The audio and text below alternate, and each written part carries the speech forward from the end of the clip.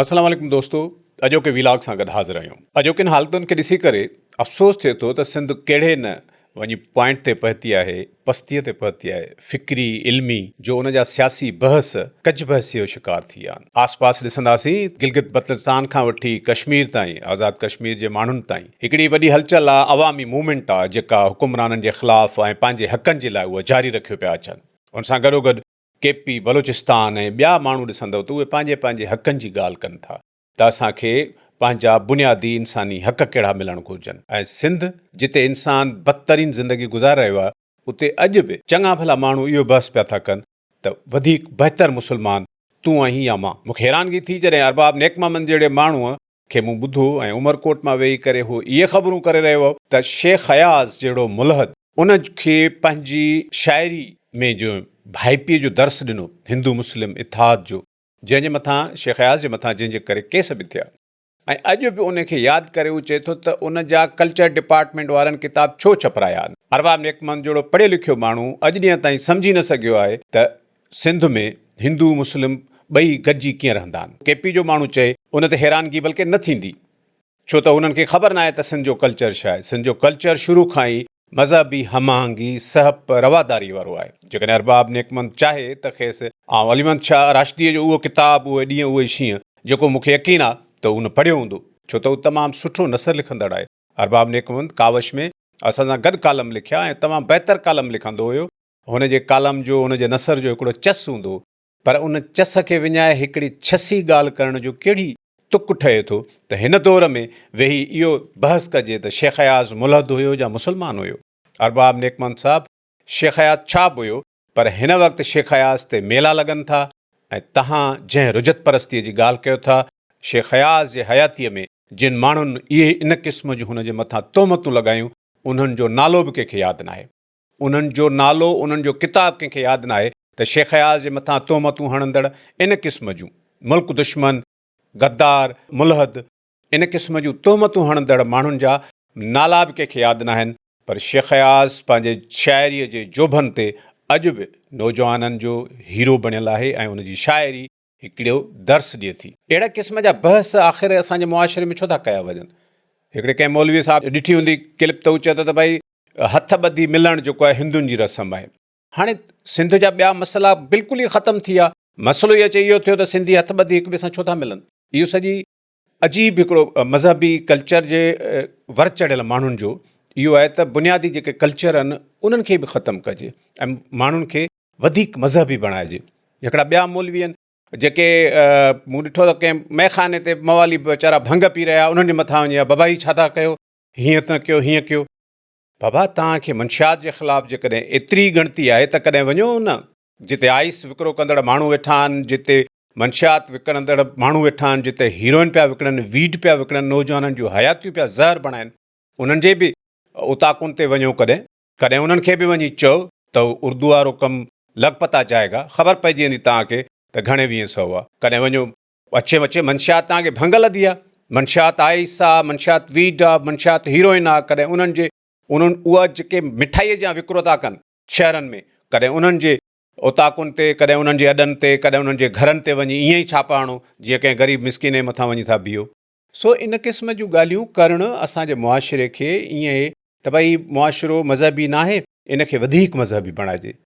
इहो हिकिड़ो जुनून ऐं ख़फ़्त आहे ऐं कुझु माण्हुनि खे एजेंडा मिलियल आहे त तव्हां सिंध जी पूरी आबादीअ मथां इहा तोहमत हणी छॾियो त सिंध जी 50% आबादी मुलहद आहे। तव्हां तसवर करियो कहिड़ी ॿाराणी ॻाल्हि था करियो। 50% सिंधी बि किरोड़नि में आहिनि ऐं किरोड़नि माण्हुनि जे मथां तव्हां तोहमत था हणो। जेके निमाज़ूं पढ़ंदा हुजनि, जेके ख़ैरातूं कंदा हुजनि, जेके सदका ॾींदा हुजनि, जेके हज कंदा हुजनि, जेके रोज़ा रखंदा हुजनि, उन्हनि जे मथां तव्हां वेही बिना कंहिं रिसर्च जे कहिड़े कंहिं ऑक्सफोर्ड मां जेको आहे सो इहा तहक़ीक़ शाया थी आहे त सिंध जा 50% माण्हू मुलहद आहिनि। इन क़िस्म जूं शयूं करणु ईअं ई आहे जीअं केपी खे तबाह कयो वियो, जीअं ख़ैबर पख्तूनख्वा जेके सरहद चवनि था उतां जा माण्हू अॻु में ई मज़हबी हुआ, उन्हनि खे वधीक मज़हबी टच ॾिनो वियो। आलमी क़ुवतुनि गॾिजी सॼी हितां जे एस्टेब्लिशमेंट सां गॾिजी उन्हनि जे मज़हबी जेको जज़्बो आहे उनखे एक्सप्लाइट इन तरह सां कयो त तव्हां बाबा वॾा मुजाहिद आहियो, तव्हां मुजाहिदीन आहियो। ऐं हाणे अफ़गानिस्तान ते जेको आहे सो फ्री कराइणो आहे, अफ़गानिस्तान खे आज़ादु कराइणो आहे। उन्हनि माण्हुनि उहो कमु कयो, ॾहाकनि खां इहो जॾहिं कमु रहियो जारी, ऐं असांजा कुझु माण्हू बि हुन में शामिल हुआ। हाणे उहे सभु माण्हू चवनि था जेकी मुजाहिदीन पैदा करण वारी फैक्ट्री हुई उहा जॾहिं हाणे बंदि थी आहे, हाणे चवनि था त इहे मुजाहिद न आहिनि। KPK जो मिसाल आउं इहो इन करे थो ॾियां त KPK में तमामु घणो जेको आहे सो जिहादी कल्चर रहियो। KPK में उहो जिहादी कल्चर हिन वक़्त ताईं जारी आहे। घणो मज़हबी बणाइण कंहिं बि मुआशिरे खे उनजो नतीजो जे करे उनजो भयानक नतीजो, उनजो संगीन नतीजो ॾिसणो आहे तव्हांखे त उहो KPK में हलिया वञो। उनजो संगीन नतीजो तव्हांखे ॾिसणो आहे त पंजाब में हलिया वञो, जिते लाहौर, विच लाहौर शहर में जेको आहे सो कंहिं औरत खे पातल शर्ट ते जेके कैलीग्राफी थियल आहे उन जे मथां कुझु माण्हू अची तोहमत हणनि त हीउ जेको आहे सो हिन वर्ड लिखी करे हिकिड़ी तोहीन कई आहे। ऐं उन्हनि जेके शिदत पसंद माण्हू हुआ उन्हनि खे त कंहिं न सारायो, पर उन औरत खे जेका बचाईंदड़ ASP हुई नौजवान शहरबानो नकवी, उन जी हिन वक़्त ताईं सारा आहे। उनखे बहादुरीअ जो जेको मेडल आहे उहो फील्ड मार्शल आसिम मुनीर पाण अची लॻायो। त इहे शयूं तव्हां सोचे सम्झी कंहिं बि बहस में पओ त असां आख़िर इन्हनि बहसनि मां वरंदो छा, हासिल छा थींदो, ऐं लार्जर इंट्रस्ट में असांजे मुआशिरे खे इन्हनि शयुनि जी ज़रूरत आहे या न आहे। असांजे मुआशिरे खे साइंस जी ज़रूरत आहे, साइंसी इल्म जी ज़रूरत आहे, AI जी आर्टिफिशियल इंटेलिजेंस जी ज़रूरत आहे। असांजे मुआशिरे खे मुआशी माहिरनि जी ज़रूरत आहे जेके वॾे में वॾी असांजी जेका आबादी आहे उनखे गुरबत मां कढी करे, गुरबत जे लकीर खां हेठि वेठल आहे उनखे मथे खणी अचनि। या असां इन्हनि बहसनि में पऊं त केरु मज़हबी आहे, केरु गैर मज़हबी आहे, केरु थोरो मज़हबी आहे, केरु वधीक मज़हबी आहे। तव्हां सभिनी माण्हुनि जे लाइ आउं हिकिड़ी लिस्ट ॾियां थो उन्हनि माण्हुनि जी जेके वधीक मज़हबी हुजण जे जुनून वारनि माण्हुनि KPK में शहीद कया आहिनि। ऐं शहीद केरु कया अथनि? उहे उलमा जिन शागिर्द पैदा कया त बाबा तव्हां दर्स ॾियो, माण्हुनि खे जेको आहे सो मज़हबी बणायो, पर हो मज़हबी एतिरा वधीक थी विया जो हाणे पंहिंजे उस्तादनि जे मथां तलवार खणी बीठा आहिनि, बंदूक खणी बीठा आहिनि त तव्हां घटि मज़हबी आहियो। ऐं तव्हां हाणे जेका मुकमल असांजे जेके रूल्स आहिनि उन्हनि मूजिबि छो कोन था हलो, तंहिंजे करे उन्हनि जे मथां तलवार न रुगो लटकियल आहे पर उन्हनि जूं शहादतूं थी रहियूं आहिनि। हिन ताज़ो ई मई 2026 में शेख इदरीस जहिड़े माण्हूअ खे शहीद कयो वियो चारसदा में। शेख इदरीस उहो माण्हू हो जंहिंजे मरतीअ ते तमामु घणे ॾुख मां CUIF जे मौलाना फज़लुर रहमान खे तकीर करणी पई ऐं उन वार्निंग ॾिनी उन्हनि माण्हुनि खे जिन उनखे शहीद कयो त तव्हां मुजाहिदीन न आहियो, तव्हांखे शेख इदरीस खे क़तलु करियो, मौलाना हसन जान खे क़तलु करियो ऐं मां तव्हांखे मुजाहिद चवां। उर्दू में उन तकीर कई हुई, उन में चई त मुजाहिदीन न ई भगोड़े हो। त हाणे जॾहिं इहा वधी वञे थी ॻाल्हि त पोइ ॻाल्हि त इन नौबत ताईं पहुचंदी त पोइ सुभाणे माण्हू हिक ॿिए खे ख़ारिज कंदा। जीअं हाणे जेके एक्सट्रीमिस्ट आहिनि, शिदत पसंद आहिनि, उन्हनि खे पाकिस्तान जी गवर्नमेंट, पाकिस्तान जो उलमा ख़्वारिज जो लक़ब ॾिनो आहे त बाबा तव्हां दीन जे दाइरे खां ख़ारिज आहियो। ऐं उन ख़्वारिज जो मसइलो छा आहे? उहो इहो आहे त हू चाहिनि था त पंहिंजी शिदत पसंदीअ वारो जेको इस्लाम जो नज़रियो आहे उहो लागू कनि।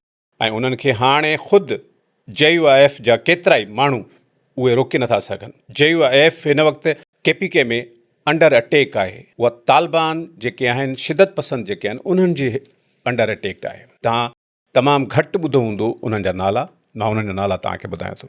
मौलाना हसन जान तमामु वॾो देवबंदी स्कॉलर जेको अॻूणो MNA बि रहियो ऐं ख़ुदि मौलाना फज़लुर रहमान जो उस्तादु रहियो। 2007 में पेशावर में उनखे शहीद कयो वियो। ऐं शहीद उनखे कंहिं कयो? पंहिंजे शागिर्द। उनखे शागिर्द वठी वियो ऐं उनखे शहीद कराए छॾियईं। उनजे मथां इल्ज़ाम इहो हुयो त उन इहा फ़तवा ॾिनी हुई त जेके शिदत पसंद ख़ुदकश हमला कनि था उहे गैर इस्लामी आहिनि, नाजाइज़ आहिनि। पंहिंजे माण्हुनि जे मथां, पंहिंजे सिक्योरिटी फोर्सिस जे मथां ख़ुदकश हमला न कयो। अहिड़ी फ़तवा ॾियण खां पोइ जेकी माण्हू पंहिंजे उस्ताद खे बख़्श नथा कनि, उन्हनि खे शहीद करे था छॾनि, त उहे छा सम्झंदो? शिदत पसंदी मुआशिरे में कंहिं बि लिहाज़ सां जेका आहे मां सम्झां थो फ़ाइदेमंद आहे। इन जो सबक़ु हासिल करण लाइ KPK जो ज़रूरु विज़िट कयो। KPK जो उन्हनि इलाइक़नि जो जिते मौलाना मोहम्मद इदरीस, शेख काज़ी ज़हूर अहमद शहीद थियो, हाफ़िज़ मौलाना अब्दुलसलाम आरिफ़ शहीद थियो। डिस्ट्रिक्ट लेवल जा केतिरा ई CUIF जा क्लर्क अॻुवाण जेके आहिनि उहे नॉर्थ वज़ीरिस्तान जा, बाजौड़ जा, लकी मरवत, DI ख़ान ऐं चारसदा जा, उहे शहीद थिया।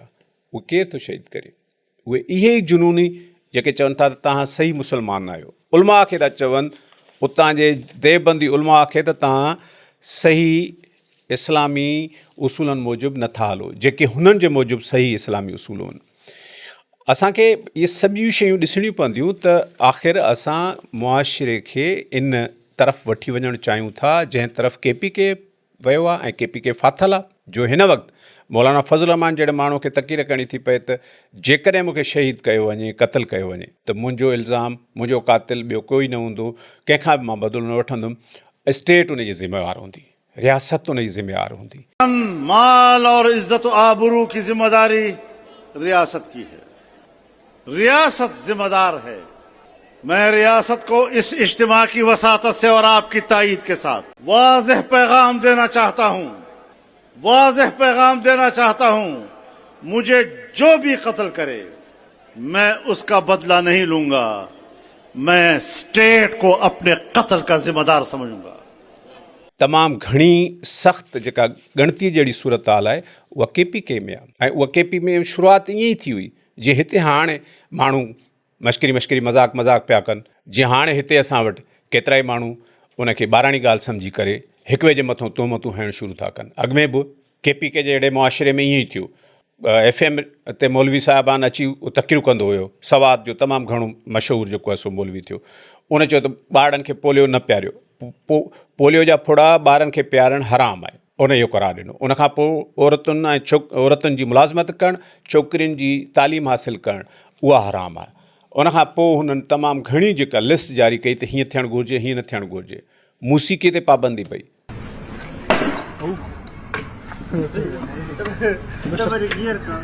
Non te le vuoi questa quella? Guarda, dici perché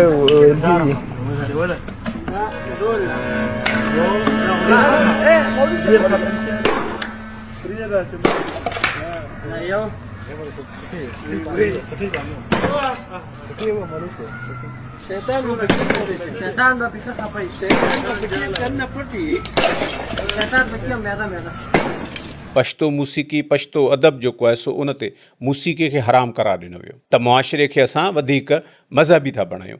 वधीक मज़हबी बणाइण जे चकर में छा थियो, वधीक मज़हबी उहे शागिर्द थी विया जेके हाणे पंहिंजे उस्तादनि जा ई क़ातिल बणिजी विया आहिनि। शेख इदरीस जहिड़े माण्हूअ जे लाइ, शेख इदरीस तमामु नफ़ीस तबियत जो माण्हू, तमामु नरम लहजे में ॻाल्हाईंदो हो, कोई ईअं रड़ियूं करे चीटूं करे कोन कॾहिं बि ख़िताबु कंदो हुयो।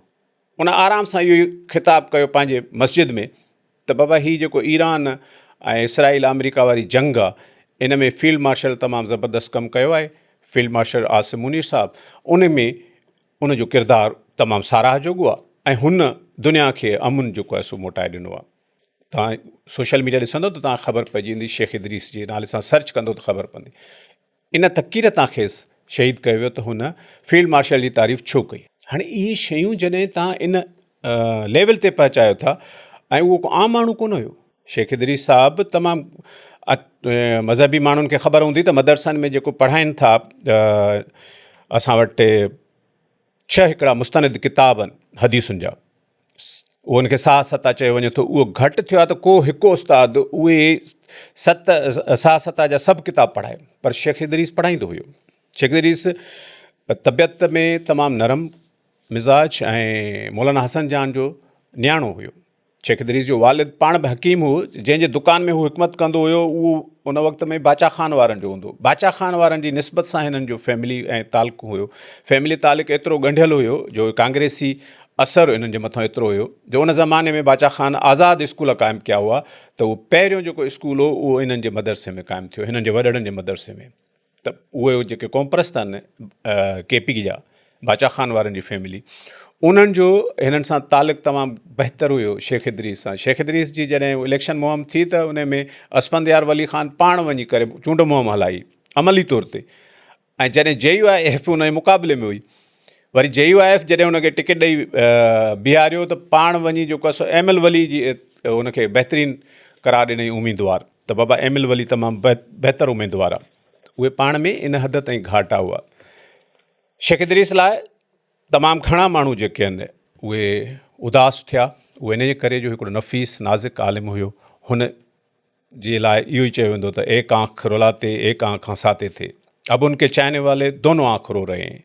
सो हाणे मुआशिरे खे जॾहिं तव्हां इन हद ताईं शिदत पसंदि बणाए छॾींदो, मज़हबी वधीक मज़हबी पोइ शिदत पसंदि, त पोइ नतीजा कहिड़ा निकिरंदा? नतीजा इहे ई निकिरंदा जेके KPK में आहिनि। नतीजा उहे निकिरंदा जेके पंजाब में आया आहिनि ऐं पंजाब में त गवर्नमेंट आहे, गवर्नमेंट जी रिट आहे, उते करे उथी थी पए हुकूमत त बाबा हीउ छा था कयो, हीअं न कयो, हिते कयो।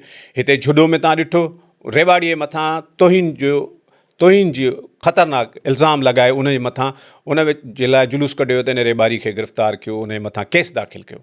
पर उहा शाबस त उन दुकान मालिक कुंभर साहिब खे हुई, जंहिं वञी जेको आहे सो चयो त न बाबा अहिड़ी का ॻाल्हि कोन्हे का। इहे नंढियूं नंढियूं शयूं, इहे नंढियूं हुकूमतुनि खे, सिंध हुकूमत खे ख़ासि करे इन्हनि शयुनि ते नज़र रखण जी ज़रूरत आहे। उन सां गॾोगॾु मज़हबी माण्हुनि खे ऐं उन्हनि मज़हबी माण्हुनि खे जेके केपी में नतीजो ॾिसी चुका आहिनि, छो त इहे भयानक नतीजा निकिरंदा आहिनि।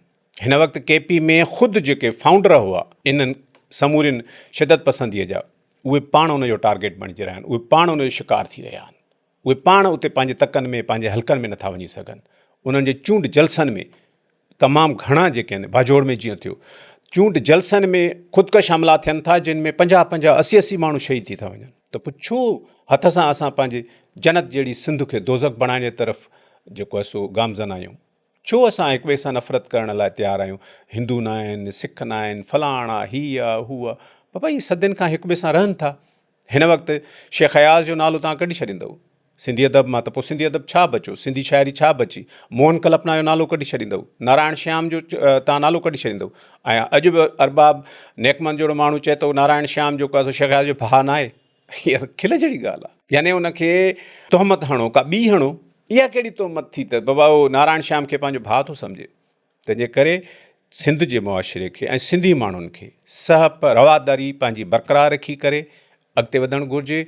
नौजवाननि खे तालीम जे तरफ़, AI जे तरफ़ ध्यानु ॾियणु घुरिजे।